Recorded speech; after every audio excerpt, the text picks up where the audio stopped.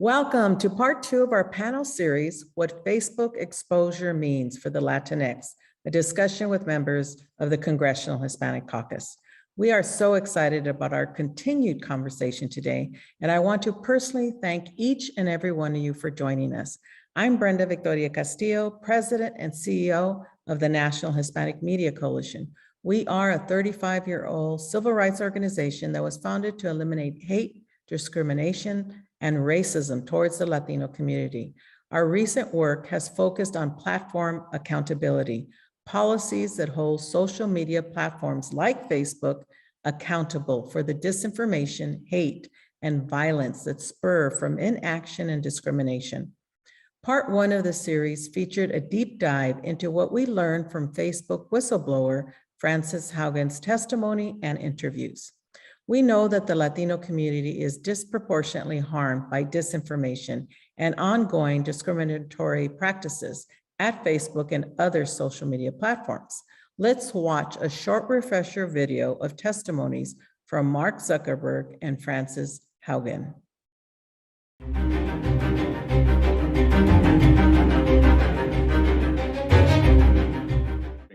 I'd like to submit to the record a National Hispanic Media Coalition letter against Spanish language disinformation on social media. And if we could submit that for the record, I'd appreciate that. The spread of hatred and incitement of violence on platforms is a deadly problem in America. Mr. Zuckerberg, do you believe that you've done enough to combat these kinds of issues? Congressman, I believe that our systems and that we've done more than basically any other company, but I think that there's still a problem and there's still more that needs to be done. Misinformation spread rampantly, unfortunately, in Spanish in Florida's Hispanic community on Facebook in the 2020 presidential election. Even with the political ad ban, how do you think this happened? How did it happen? I mean, I think we've talked a lot today about algorithms. I actually think a lot of this stuff happens in what we refer to as deterministic products like messaging. Look, this committee is ready to legislate to protect our children from your ambition. You know, what we're having a hard time reconciling is that while you're publicly calling for regulation, which, by the way, comes off as incredibly decent and noble, you're plotting your next frontier of growth, which deviously targets our young children. And big tech now faces that big tobacco jaw-dropping moment of truth. It is documented proof that Facebook knows its products can be addictive and toxic to children. Facebook is not interested in making significant changes to improve kids' safety on their platforms, at least not when that would result in losing eyeballs on posts or decreasing their ad revenues. A pattern of behavior that I saw at Facebook was that often problems were so understaffed that there was kind of an implicit discouragement from having better detection systems. And at any given time, our team could only handle a third of the cases that we knew about. Moderators, does Facebook have enough content moderations for content in Spanish and other languages besides English? We have documentation that shows how much operational investment there was by different languages, and it showed a consistent pattern of underinvestment in languages that are not English. Based on what I saw in terms of allocation of integrity spending, so one of the things disclosed in the Wall Street Journal was that I believe it's like 87% of all the misinformation spending is spent on English, but only about like 9% of the users are English speakers. It seems that Facebook invests more in users who make them more money, even though the danger may not be evenly distributed based on profitability. NHMC believes that on the whole, our country, our community needs to do more to address current harms and prevent future harms that result from social media platforms. We've worked with these platforms for more than a decade, and we are ready to see more regulation and action from our government. Today, we're joined by 3 incredible congressional champions, Congresswoman Lori Trejan, Congressman Tony Cardenas, and Congressman Darren Soto. Each of these members have shown their dedication to platform accountability and to our Latino community. They are also members of the House Committee on Energy and Commerce, which has jurisdiction over social media platforms. Welcome, Congressional Members Trejan, Cardenas, and Soto. Good morning. Thanks for having us. As we have seen, platforms continue to prioritize profits over public safety, and these harmful practices affect vulnerable populations most. As shown by Ms. Haugen's testimony on Facebook allocation on integrity spending, quote, 87% of all the misinformation spending is spent on English, but only 9% of the users are English speakers. So let me repeat that one more time. 9% of Facebook users are English speaking, yet Facebook is allocating 87% of integrity spending on those 9% of users. So to me, this shows a complete disregard of the risk posed for Latinos, Natives, Blacks, Asians, LGBTQ+, and all other vulnerable communities. Representative Cardenas, can you speak on how the lack of platform accountability on Spanish and other non-English content can have real-world harm impacts to the public in light of the COVID-19 pandemic and the rise of extremism? Thank you, Brenda. First, I want to thank the National Hispanic Media Coalition.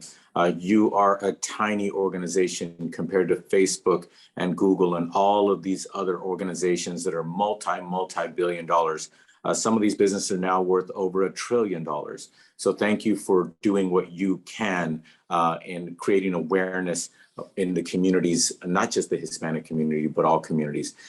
Ms. Haugen, Frances Haugen, is a hero. She actually did what most people would be afraid to do, and that is just to speak the truth.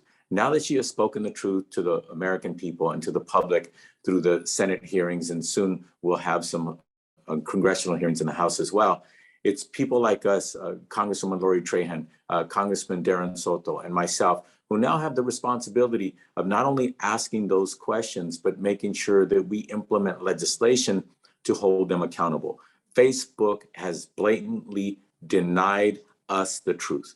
Facebook has blatantly proven to us, just like the back in the day with the tobacco companies, they knew that their product can create bad situations. They know that their product can contribute to people being killed, to people doing very bad things. Suicide is up, etc. Social media has a connection there. So what I'm saying is, now it's our job, and I'm saying this in front of everybody who's listening. It is our job, Congress, to implement laws, because Facebook and other organizations, incredibly powerful, incredibly prolific, are proving that they are not interested in investing their billions of dollars or any portion thereof in protecting human life, especially our children. Yeah, and Latinos were attacked so harshly 2 years ago in August in El Paso with the massacre in El Paso, where Facebook allowed Trump to take out 2,000 ads on Facebook, fearing people about the invasion on the border. And that white supremacist wrote in his manifesto that day that he was going to go take out the Hispanic invasion, killed 23 people, injured another 23, only because of their ethnicity, being Latino. Representative Soto, in Florida during the 2020 election, you saw firsthand how the lack of content moderation led to disinformation, specifically targeting the Latinx community in Florida. Can you speak to how you have seen disinformation used on these platforms to silence or dilute the impact of the Latino vote before and after the election?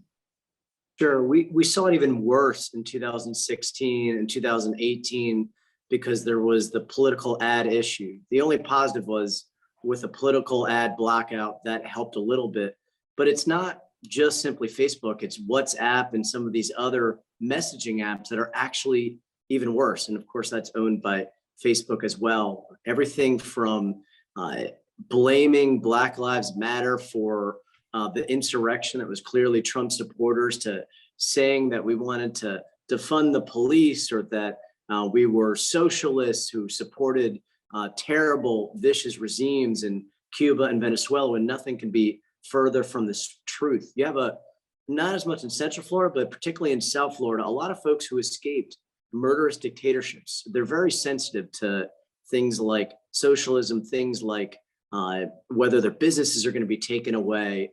And so when we're having reasonable debates about childcare or about Social Security or about lowering drug prices. They're scare tactics used to try to say it's the type of heavy-handed business takeovers by government and murderous activities you see in places like Venezuela and Cuba to scare those votes. And nothing can be further from the truth, but these are the types of things we're facing. So that was a subject line of my questions that you featured just earlier, that it's not only Facebook, but WhatsApp and some of these other messaging services that have been used for that. And now for disinformation with regard to the vaccine, which really is hurting Latino communities in South Florida. While we see in Central Florida, we're getting vaccinated at higher rates than the Anglo community. So there's a lot of work that has to be done. Absolutely. Representative Trejan, we know that social media platforms such as Facebook are collecting large amounts of behavioral data. Thanks to whistleblowers like Ms. Haugen and outside studies, we have seen how these algorithms use the data to amplify advertisements that target young users, our children, and other vulnerable populations on issues ranging from food disorders to predatory fraud schemes. How does the lack of transparency from platforms help spread disinformation and harmful advertisements? Well, thank you so much for having us to have this important discussion.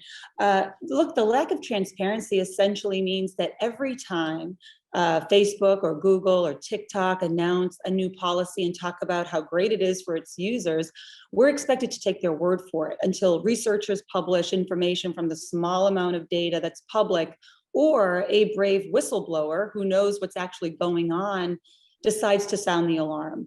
This self-regulation is simply not enough of an incentive to persuade social media companies to invest in better content moderation practices, including computer scientists with expertise in a wide range of Hispanic cultures who can create better algorithms for monitoring content in Spanish, and human content moderators that understand cultural symbols that may have different meanings in different contexts. I'll tell you what they're incentivized to do. They're incentivized to maximize advertising revenue by allowing as many advertisers as possible to utilize their platform regardless of what they're selling. And they're incentivized to deploy endless scroll and dopamine-inducing likes and comments to keep people online longer. They're incentivized to keep content on the platform that's engaging even when it is demonstrably false or dangerous. So to give a recent example, Facebook has a policy that prohibits ads that promote the use of prescription and recreational drugs. However, this summer, the Tech Transparency Project attempted to post an ad that was targeted to teens for a pill party, a party where teens bring prescription drugs from their parents' medicine cabinet and take them together, often in dangerous combinations. Within an hour, that ad was approved. Now, as a parent, that is extremely alarming. And while I'm glad this example was a controlled experiment that didn't result in harm to children and teenagers, it's proof that bad actors who are intending to cause harm or are willing negligence to it can abuse Facebook to benefit themselves. So it's clear that this moment, we're unable to hold companies like Facebook accountable when they violate the promises they made to their users, to parents, to advertisers, and investors, and that's dangerous. So like Congressman Cardin has said, the burden is on us. Until we can rectify that, which I firmly believe we must do with urgency, we should assume that dangerous content and harmful practices will continue to thrive on their platforms. One thing I want to say, Brenda, and I want to thank my colleagues Darren and Lori for being there, not only asking the tough questions, but actually working with the rest of us to put good legislation forward. Now, let me be clear. Putting legislation like this is not going to be easy. Putting together legal legislation like this is really threading the needle, but we can do it and we will do it. And also, it's really important to understand that time and time again, these heads of these companies, like Mark Zuckerberg, has said two things. One, we're doing a lot, but we can do more. You see that? It's that middle ground. But the bottom line is what Ms. Haugen has proven is that they are ignoring the capacity that they already have to make sure that lives are not lost, to make sure that these platforms are safer. But you know what? It's going to reduce their profit margins.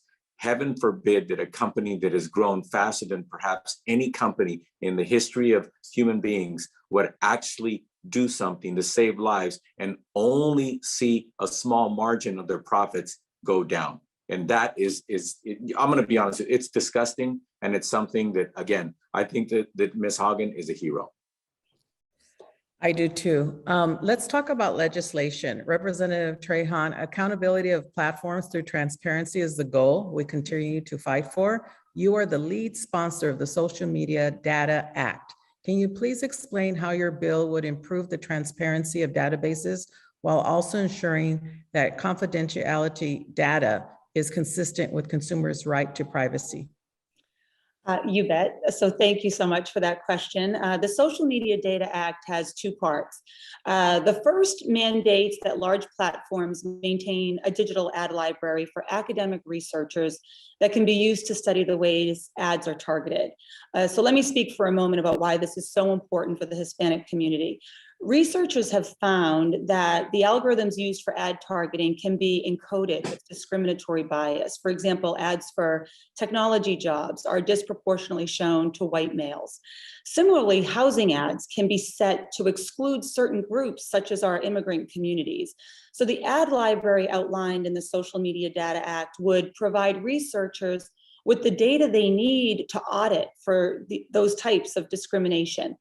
The second part of the bill directs the FTC to work with experts to draft clear guidelines for the types of data social media companies can provide to researchers and the specific data security measures needed to complement the data sharing, such as de-identification, encryption, and differential privacy. So this guidance will make it easier for more independent researchers to get the data they need to track the spread of disinformation beyond advertising. So I'll add that our goal with the Social Media Data Act right now is to work it into a larger piece of legislation that I'm working on to specifically address the issues raised by the journal's extensive reporting in recent weeks. We know that Facebook has grown the way it has because of three things. It's anti-competitive conduct, its unethical use of data that allows them to create individualized algorithms that are manipulative, and its harmful and opaque algorithm design.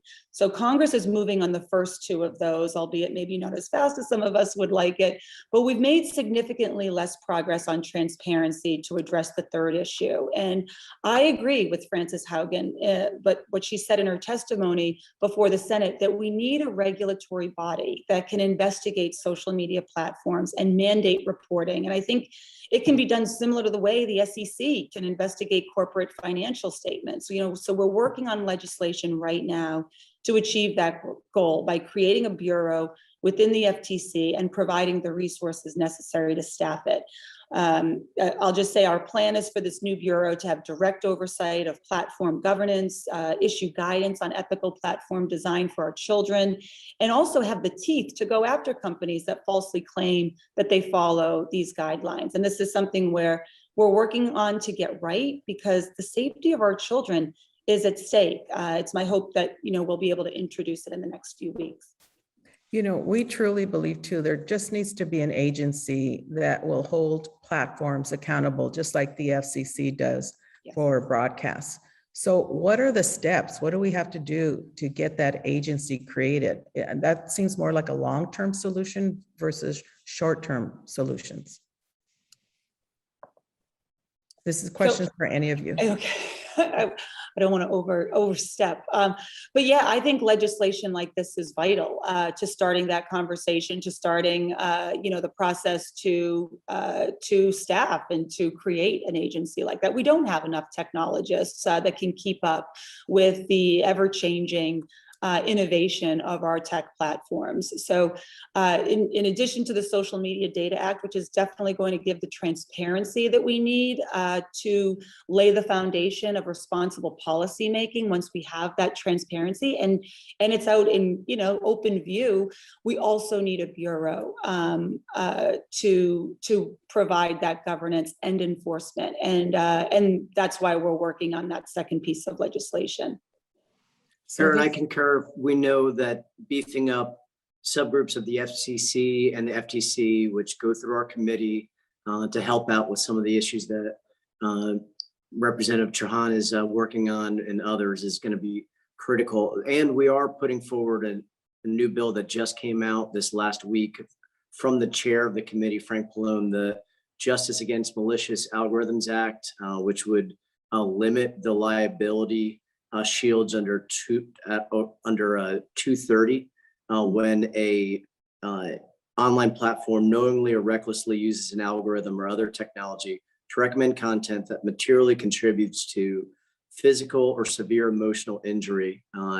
So basically, this type of reckless allowing for algorithms to create violence or injury or misinformation, that was just filed by the top members of the committee, and that'll probably be one of the biggest bills we'll work on over the next few months, along with some of these key record keeping and data bills like Rep. Trahan just mentioned. Brenda, I also want to point something out. I just want to compliment my colleagues. You would think that Lori and Darren have been on the committee for 10 and 20 years, but they haven't. They're some of the newest members on the committee, and they have been active since the moment they got there. For example, I've seen Lori bring perspectives that some of us don't have. Some of the most abusive practices in the country have to do with college student athletes. And Lori, having experienced that personally, has been able to share with the American people, with her colleagues, et cetera, how we can and we shall make a difference in that area. And Darren Soto is probably one of the most detailed member of Congress I've ever listened to, not only in committee, but when we're in meetings and things like that. I want to say that because it's really important for people to understand. There still are issues in Congress where people assume that because you're a Latino member, all you really can talk about is immigration. And guess what? Yes, we are leading on that and we're doing everything that we can. But the issue that we're talking about today, we're talking about an issue that affects every single human being that picks up the cell phone, every single human being that actually looks at anything that has to do with the internet. And it has become an environment that is incredibly dangerous, an environment that is literally the wild, wild west. And this is an issue that we're leading on as well. Well, hold on. I just have to then, we can't let that go unanswered because I've only been on the committee for 10 months now. And I've had the pleasure of working with Representative Cardenas on really important issues, getting grant funding to our school districts to mitigate the mental health crisis and making, suicide awareness and education at the ready for our teachers, our educators, and for our students. And so, it's so important that we develop policy prescriptions that deal with the entire continuum. And I think that the research that we've just, been exposed to from Frances Haugen and all of her courage and bravery has shown us that we can prevent this impact on our children, not just through education and awareness when it might be too late, but also in the beginning before it even starts at all. And so I'm blessed to work with such unbelievable folks on this committee on a whole host of issues. And thank you for your kind words, Tony. Oh, representation does matter. I want to get to Section 230. It's so vital. Communications and Decency Act of 1996.